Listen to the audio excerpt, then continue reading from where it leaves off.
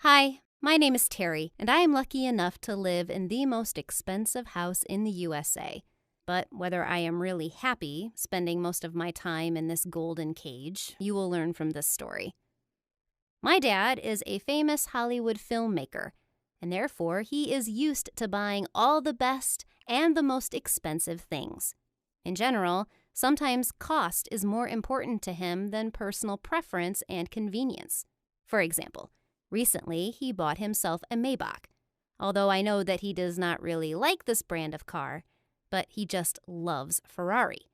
I am sure that soon he will buy the latest model of Ferrari and will drive it, and the Maybach will remain in our garage for the sake of appearance, or rather to keep face in front of the guests.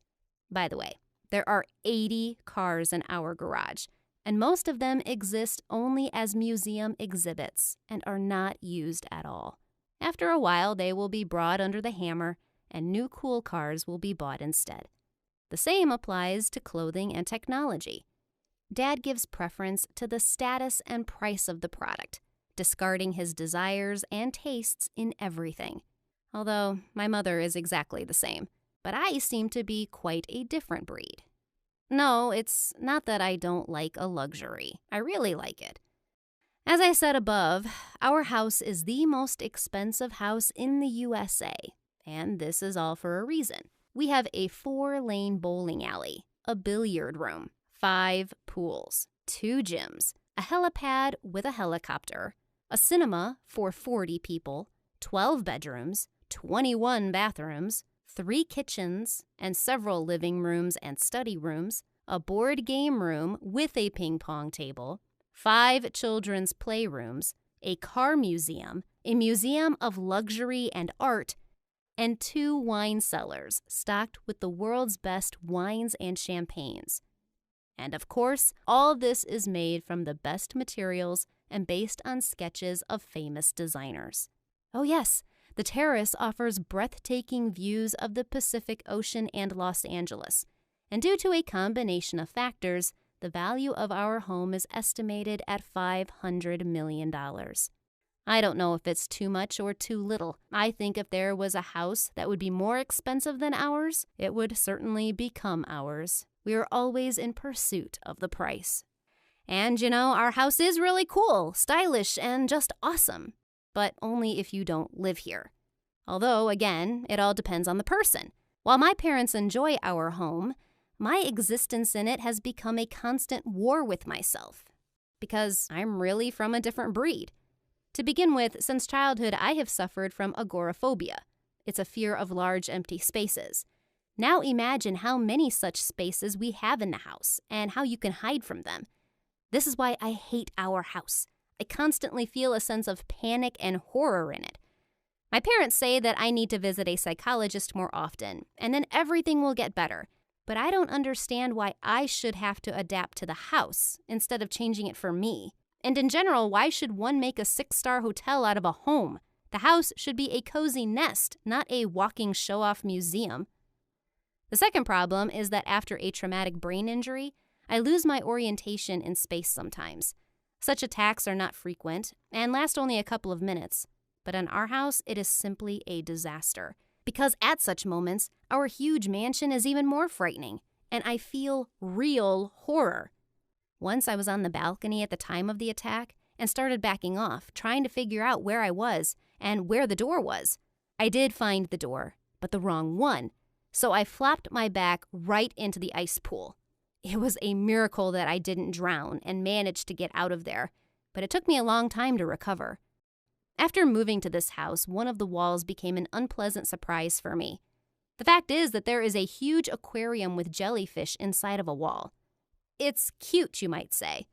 Well, it may be cute, but it's hell for me because I'm very afraid of jellyfish, and it's a form of zoophobia. Probably it would be possible just to keep away from that wall, but the fact is that then I simply will not leave the house because it is located directly opposite the main exit. So I have to face my fears every day. And why does one need such luxury? Tell me. Also, I want to tell you about the constant violation of my personal borders. The fact is that I am an inveterate introvert, and very often I need to stay alone. Yes, it would seem that I have a small family, and it is quite possible to enjoy silence and solitude, but nothing of the kind. The fact is that such a huge house with all its goodies needs a lot of staff. Because of this, 5 housekeepers, 2 cooks live with us. Besides them, there are about a dozen security guards, a gardener, a pilot, 3 drivers, 4 waiters, and 2 doctors on the property. That is, instead of a quiet existence, my parents preferred to live under the same roof with a bunch of strangers. They're fine with it, but I'm totally stressed out. As an introvert, I'm quite willing to put up with my family in the house, but 24 strangers just infuriate me. I feel like I live in a barracks, not in luxury housing. In general, our employees go through a serious selection process, sign non-disclosure papers, and as a rule, work in our family for many years. But there are exceptions. So this year, a young girl of 19 years old named Mary came to the post of a housekeeper. She immediately made a good impression on us, and we were sure that she would work for us for many years. However, a week after she appeared in our house, my scandalous pictures appeared on the internet, where I eat pizza with my hands, standing at the microwave, shove huge chunks into my mouth, and drink Sprite right from a 2-liter bottle. All those photos were published under the title, "Princesses Eat Like Horses." The fact is that on that day, I came home from a concert about 2 a.m. terribly tired and hungry, and I didn't want to bother any of the staff at such a late time, so I decided to have a quick snack with anything I could find and went to bed. I don't know about you, but it happens very rarely with me. As you already understand, Mary was the author of those pictures. Moreover, she did not even deny her guilt and said that she did it for profit. She was fined, sentenced to a suspended sentence, but she managed to get good money for discreditable pictures. And in the end, only my reputation and the reputation of my family suffered. If you only knew how many attacks on my address were showered by acquaintances, friends, classmates, and journalists. I was called a pig, a shrew, a horse, and even a freak. Even my parents were angry with me and said that I was a disgrace to the family and that I clearly had the genes of some peasants in my blood.